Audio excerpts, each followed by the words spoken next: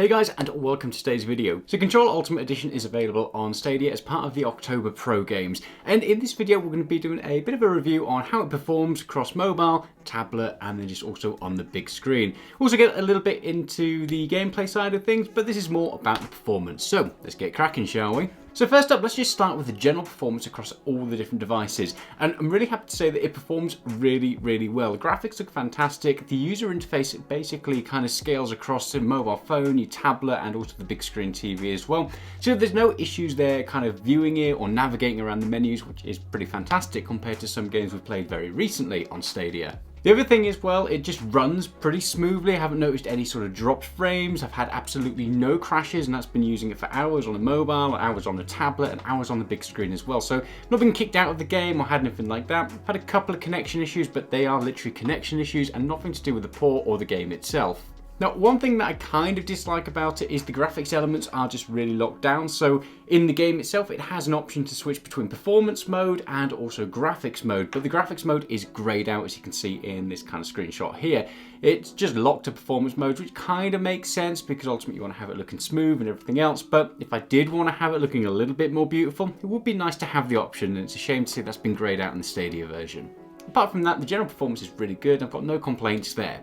Now, let's get into the more nitty-gritty for things like the phone and the tablet side of things. And let's start off with mobile phones. So just to put it in perspective, I'm using an iPhone 11 Pro Max, so that'll kind of give you an idea of the screen size and the real estate and everything else there. Now, like I mentioned at the start, the user interface is really clear. So all the text on the screen at pretty much all times is easy to read. There's nothing that seems to have been scaled down to such a small size that I can't see it. Playing Arc recently, that was almost impossible to play on a mobile phone just because the user interface and those text elements were just far too small and just you needed a bit of a magnifying glass. But Control handles that really well. So even though my phone is on the larger size, it definitely looks very readable, and across the devices it scales very nicely in terms of text. The game itself runs really well on the mobile phone as well, and everything looks clear enough. There's no points where you're squinting to see your enemies or anything that's going on screen. It all kind of makes sense. Even though it's a relatively busy game and there's a lot of action and a lot of stuff taking place, it's easy enough to play on a mobile phone. So don't worry too much about having it kind of shrunk down onto that small size screen. It's very easy to navigate, very easy to play, and easy enough to see what's going on the screen at any time. The controls have all been really well optimized, and you kind of expect that given the fact that it's available on consoles as well. But again, other games we've played in the past have just had these weird control elements where it's been more of a PC port that's been brought over to Stadia, and then control kind of slapped over the top of it and almost impossible to navigate. This doesn't have that issue. The game works very smoothly, and it's very easy to navigate all of the menus using a controller. You don't have any weird kind of interface issues, and playing the game itself works extremely well on a controller as well. So no need to worry there.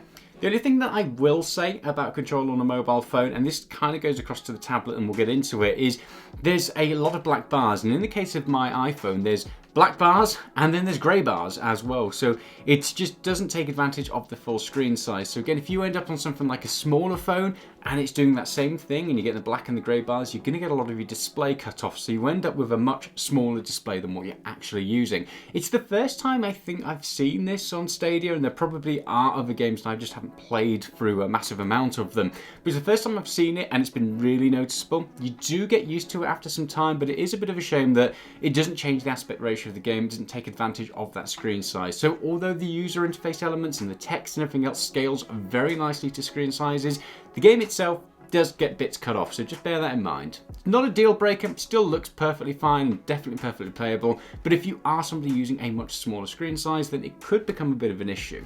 Moving on to the tablet, so I've been using an iPad Pro 12.9 inch, just again to put it into perspective, and I can pretty much say that everything about this echoes what I've said about the iPhone as well. So if you are using on a mobile phone or on a tablet, the game runs and looks fantastic. Scales extremely well to the iPad, although it does have those same issues as the iPhone. So we get black bars, but no grey bars this time.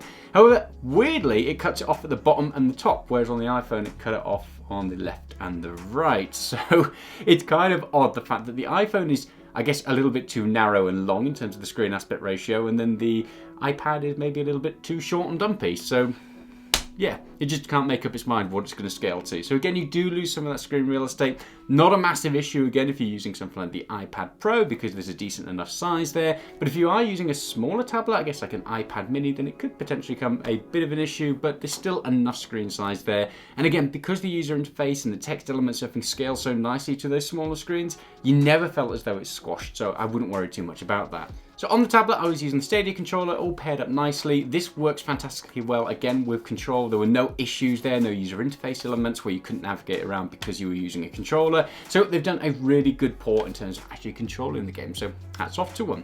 And last but not least, the big screens. And it works as you would expect. Everything runs very smoothly, looks absolutely fantastic. And again, able to use controller and not have any of those navigation issues. So across all three types of device, mobile phone, tablet, and then the larger screen, the game just works and runs smoothly. It scales amazingly well, and that's probably the biggest thing that jumps out at me. And even though it's a relatively busy game and lots of things are going on the screen at one time, it's easy enough to follow what's actually happening, and even on the smaller displays, you don't lose out on that. So all in all, our impressions are really positive about Control. It looks and plays fantastically well. It's a bit of a shame you can't change over to the graphics mode, but it's not a massive loss because the game already looks pretty damned good, and the overall user interface and the way it scales works across all different devices with no issues at all. The game itself, so far, I have really enjoyed. I think I'm about halfway through it so far, and I've had an absolute blast. It's a little bit weird and takes a bit of time to get into, but it kind of hooks you as soon as that story starts kicking off, and I definitely want to find out what's actually going to happen by the end of it.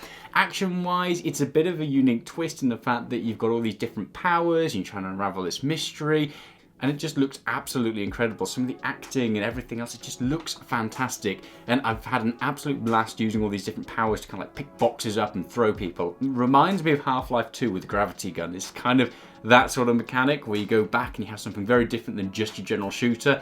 And yeah, it's great fun kind of blowing all your enemies up with all these different things.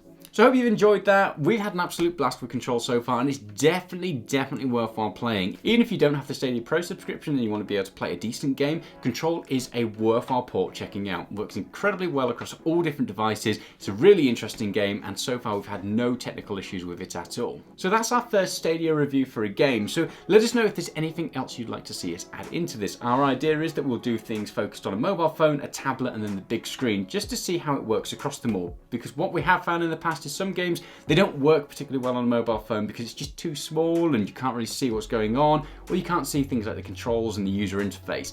On a tablet, they tend to work better, but it's still not great. But then when they go on the big screen TV, which they're optimized for, that's when it shines. And we wanted to do these sort of videos to talk about how they perform, are there any crash issues, how's the performance, what does it look like, but also most importantly, how does it work across all the different devices? Because let's face it, it's one of the reasons why I've come across to cloud gaming. So throw any ideas or anything you'd like to see in these videos in the comments below, and we'll do our best to pop those into the videos in future. In the meantime, hit that like and subscribe button, come along for some more awesome content, and we will see you soon. Bye.